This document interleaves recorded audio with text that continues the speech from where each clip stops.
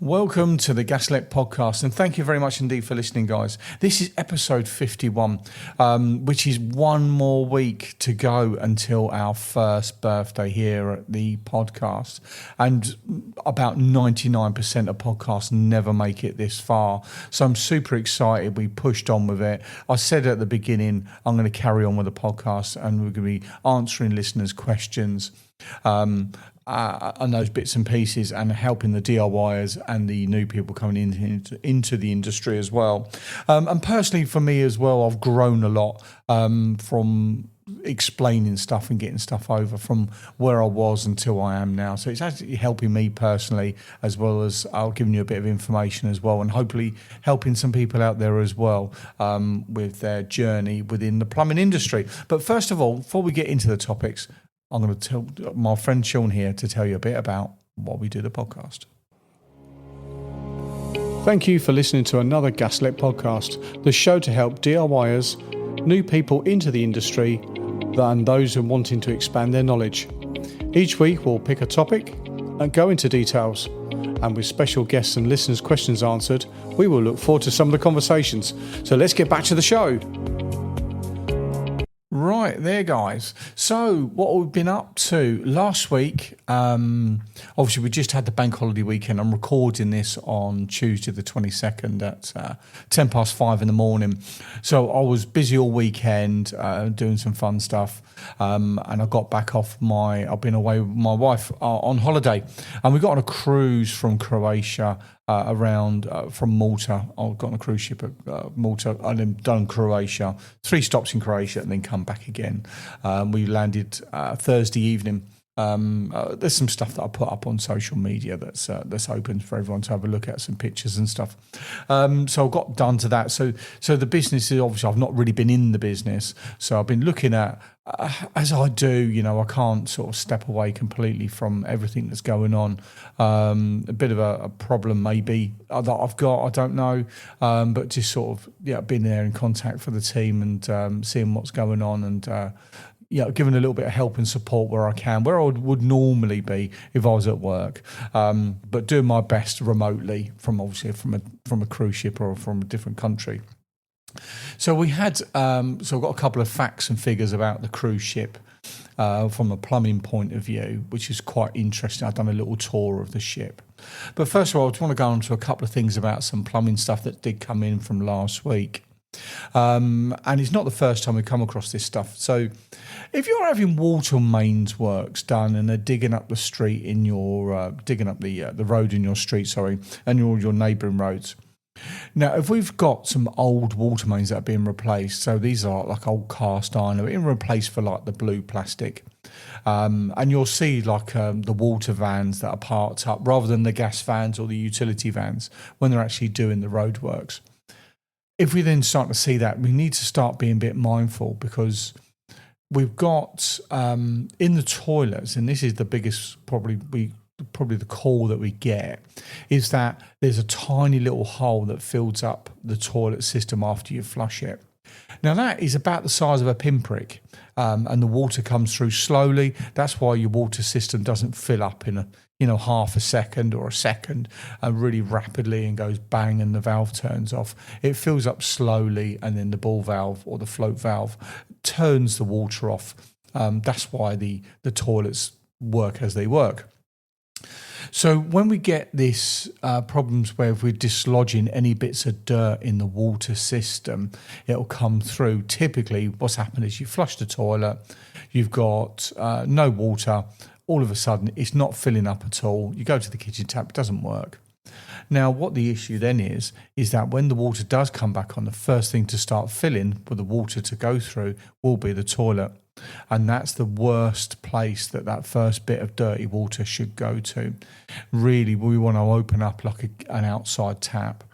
If we open up the outside tap, any bits of debris that are in the pipe, because the outside tap is a very basic tap, it'll open up nice and wide, and any of those bits will get flushed straight out, and there's a lot less chance of it going up and affecting your toilet fill.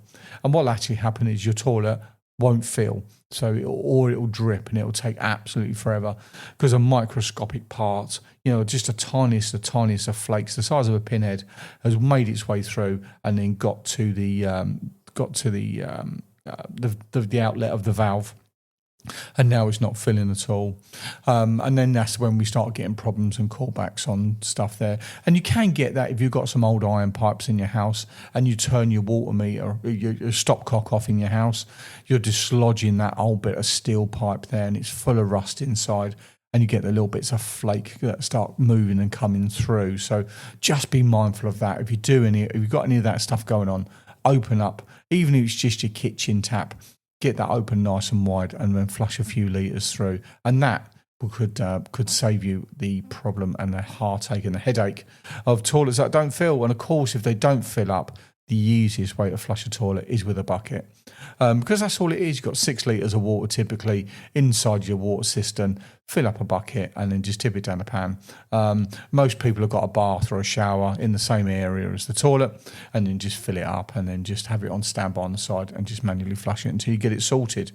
We've gone to a lot of jobs where people are using a toilet through necessity, and you turn up and it's like, well, all you had to do was just tip a bucket of water down there, and that could have saved you all this smell and heartache and embarrassment. But yeah, so that's a really, really simple little tip there for flushing that through. Washing machine smell. So this actually comes from a call that we had about a smell in a kitchen, and it was smelling. So typically, if it smells of cabbage, that sort of vegetable stuff, then that's generally drain smell. So things that are moving in drains don't tend to smell that much. But yeah, for me personally, if it smells of cabbage, it's on the poo side. And if it smells of poo, then it's normally soap. So we're getting smells of, I can smell like foul waste, like poo smells. And the first thing for me is like, let's have a look at the washing machine. Let's have a look at the dishwasher. We've got too much soap that's been put in. And when we've got all these new fancy pod ideas, where we're getting this fixed amount of detergent that's being put in for whatever the load of washing is, then it doesn't all get used up. We're getting too much soap that's being put into the system. And then it goes into the pipe work and then it stays into there. And if you've got a standpipe for your washing machine, exactly the same as I've got at home, then when you get some when you get a build up of soap, it starts going bad, it starts drying out and starts smelling, and then that can then just start weeping out. There is a few different things you can do, but ultimately they do need to be open and vented. Otherwise you're going to get creating airlocks and blockages that way through air not being able to be introduced to the back of the water to enable it to flow down a pipe. So we had an issue at our house over at Sean Towers over in Gillingham, and it turned out to be a backlog in quite a new washing machine at the time, a backlog of soap that blocked it up. So the manufacturer come out and basically just pointed this out to us and said, you need to do a service wash once a month.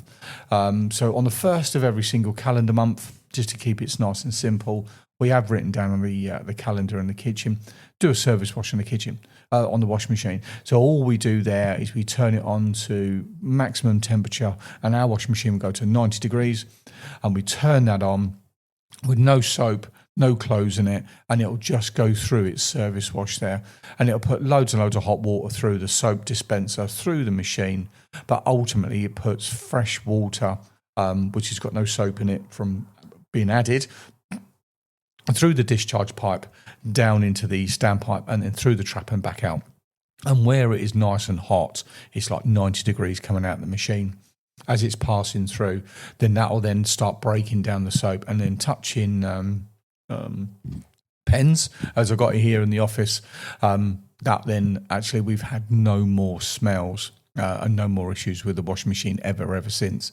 And I'm sure every manufacturer insists on the service wash to be done on their appliances, and no one ever does. So just have a look in your appliance manual, but I'm sure it does say that. The maximum temperature will go, no soap, just the water, no clothes, and just let it do its thing. Do that once a month, and that will reduce all the build-up of all the soap and the slime and all those bits and pieces that do accumulate. Sorry, within the wash machine.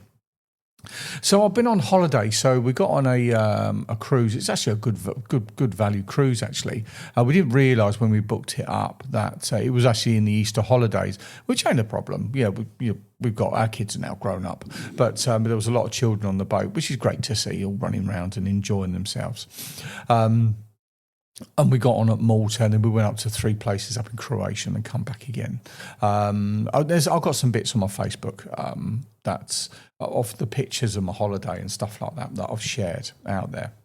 So I did a little tour of the backstage of the cruise ship, and in the final part of the tour, you go through different sections of the ship, and then the final tour, you're actually up at the bridge with the captain, and he was P&O. Who we sailed with is actually obviously an English company, so they have a lot of English crew there and officers, which is lovely to see. So a couple of facts that I've written down actually about the plumbing side of the cruise ship. So they budget and they allow 200 litres of water per person per day to be used on the cruise ship. What an absolute phenomenal amount of water. So that's from the toilet flushing to you drinking, brushing your teeth, you showering, and your use of the swimming pool as well, and the spas.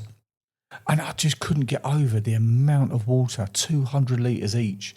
And they say that the average person, when they get out of the swimming pool, will drag 3 litres of water out onto the side. Now, obviously, the very nature and design of swimming pools, it falls back in. But I just struggle to see that. But, obviously they've got all their stats and facts and figures on water usage on these ships, and this comes from the chief engineer there. But, 200 litres of each per person per day. And what was really interesting as well, they were saying about how when we was on one of the destinations, they were putting on water from the shore and they were pumping it up onto the ship. And they were saying basically it's cheaper than trying to distill their own water from the sea, from a fuel point of view. So they've got massive, great big water tanks that they store the water. But if they need to, they can. So they were going through, so basically it was very similar to what we was talking about a few episodes ago about on the air conditioning, on the HVAC side of things. So what they do is they've got the engines that are running. Now the engines run and all they do is produce electricity, and then they produce electricity a phenomenal amount, almost like a power station sort of type of capacity. And then that then drives the engines, which are electric. The propellers are electric, and obviously the whole ship runs electric. It doesn't have any gas on it at all. So all of the lighting, the fans, the cooking, everything just runs on off these generators that are directly fired. But one of the things they were saying that the engines actually run at a temperature of 84 degrees. So they get the 84 degree engine temperature, and the engines need to be cooled. So typically you'll have a radiator and a fan. That's sort of an idea, like in a car, and it just cools the engine down to get it to a set temperature.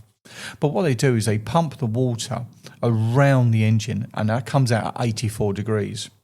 Now, if you want to try and boil seawater to try and use this as like drinking water, you need to distill it. And the trouble being is that you've only got water that's at 84 degrees, and salt water will boil greater than 100 degrees, as we know. So what they do is they reduce the pressure, and I went into this on another episode about HVAC. They reduce the pressure, which actually reduces the boiling point of seawater down to 75 degrees by going through this system of reducing the pressure and bringing it into a negative environment, into a larger space. And when they do that, the water temperature boiling point drops down, and then they're able to boil off the water, and then the steam, or condensate as we call it within the industry, is actually pure water, and that's then taken off and then put into tanks, put through some UV lights just in case there's any last little bugs in there, and then that's good enough for drinking. So, but it uses obviously a bit of energy to come through. So on the shore, they would actually just bringing it straight in. They have different ways of using reverse osmosis and UV when they're actually starting to discharge water. So you have your black, you have your grey water, and your soil water that comes through, and that's held in different compartments. So your water that's from your hand basins and from your showers and stuff like that, that will then get put into a tank, and then that'll go through a filtration process, UV, and then discharged to the sea. It was something like 12 kilometres off land, doing a minimum of something like 10 knots of speed. So that's then discharged, and that's almost perfectly pure and clean water that's then dispersed into the sea and discharged as they're going along. So yeah, that was proper interesting. So on the toilet side, now, if you've ever been on a cruise ship, it's exactly the same as an aeroplane. The whole toilet system is about 50 mil pipework. It's actually held under a vacuum. So this is around -3 to 4 bar of pressure, and there's a big pump back at the back in the bottom of the ship that goes into the tanks for all the soil waste, and it's holding it at a vacuum. And then what happens is, at your toilet area is like basically an air actuator, and it just opens up, creates the suction through the pipework, and it closes again. So exactly the same as the vacuum on the toilet of your aeroplane as well. So it doesn't matter if the toilets are up really high, down really low, this way, that way. It doesn't matter, because you've got this constant vacuum, and that helps pull the liquids and the solids and the paper all the way through to the pipework of the system as it comes through. And on that ship we've got 1 kilometre of toilet waste pipework that runs all the way through the heart of the ship. Now, obviously, what we normally have in our houses, we have pipes that go into a full position, so they're going downhill, so they've got gravity to naturally sort of pull it away. But we don't have that on a cruise ship. It's all, the ceilings are a certain height. All the pipework runs best part flat. If there's a bit of a list to the ship and it's leaning one way, you can't have all the toilets suddenly all spilling out because someone at the top end at the highest point has done a flush. So it's done on this massive vacuum system. So it's quite a loud flush, if you've ever experienced it, but it's perfectly fine and normal, and it's actually a really reliable bit of kit. And the most unreliable part are actually those little air actuators, which are actually on the back of the toilet. And so if you actually walk down the hallways of the cabins, when you actually look, there's all these hatches, and those hatches directly go onto the back of the plumbing for the toilet and for the bath. So if you do get a problem, they don't have to come into your room. They can actually do everything from the hallway. So yeah, I'm quite boring in that way when I see the maintenance guys working. So a little fact on the amount of sort of food they get through. And so in 7 days, they'll get through 2,700 dozen eggs, 640 kilos of baked beans, and 1,100 kilos of tomatoes. Now, I love all 3 of them, and a bit more on the old vegetable side as well. But actually phenomenal. You went through the kitchen and you saw all the preparation, certainly from a commercial catering point of view that we do here at Gaslec as well. It was actually really interesting, the amount of times they get through 13,000 bread rolls every day on that cruise ship. That's just that one cruise ship. And that's not that big either, that cruise. You had 3,100 guests on board. So you start looking at the Anthem and stuff. You're over 5,000 people on there. It's a lot bigger. But it just seemed quite a small little bakery for such a big output. Obviously, these run 24 hours a day, 7 days a week, these things. They never actually turn off these ovens. So it's proper impressive stuff. Really, really impressive. So we've got the Gaslec podcast first birthday. So while I've been away, so we've been running up to, we've actually now got a new space. So I actually record this podcast. This is going to be audio only. If you haven't realised, after 20 minutes, there's no video. This is actually an audio only podcast. I have the video part and all the stuff onto my desk in the office, and it takes up a bit of room. But as we've sort of come on, we're going to get a lot more professional with it all, and we've actually now got we're going to set up a dedicated podcast space. We've actually got another unit that we're going to be operating out of, and part of that we're going to dedicate to this podcast. And I'm really, really, really desperately trying to make sure we can get that ready for next week's first birthday. I'm a little bit apprehensive. We've got so much to do. I've got all my work. I've got to catch up on what's been happening, all the bits and pieces with the office team for when I was away. And then we've got this here, and we've got all the deliveries that I've been placing loads of orders over the bank holiday, so they're going to start flooding in over the next week as well. So got so much going on, and I really would like to be in that new little space for the Gaslec podcast first birthday. So I've got 7 days to try and get it all done and get everything sorted. So let's cross our fingers and to do that. So next week's episode, we'll be doing some little giveaways, and we'll be doing some little fun stuff as well. And I'm going to come up with some little jokes, and we're going to have a bit of a goof around for its first birthday. So I'm really excited for it. As you say, about 99% of podcasts don't actually make it this far. So it's actually quite an achievement that, most people actually give up. But one thing, I don't give up. And, if you never give up, you never fail. And that's something I heard a few months ago. And I love that little motto. So you only fail when you give up. So don't give up. You never fail. Okay, then, guys, thank you very much indeed for listening. It's been, 21 minutes now. You have a fantastic week. It's a nice short week as well. We had Bank Holiday Monday yesterday, so we've only got a 4-day week to try and get as much as we can done. Well, you take care, guys. Thank you very much indeed, and all the best. Goodbye.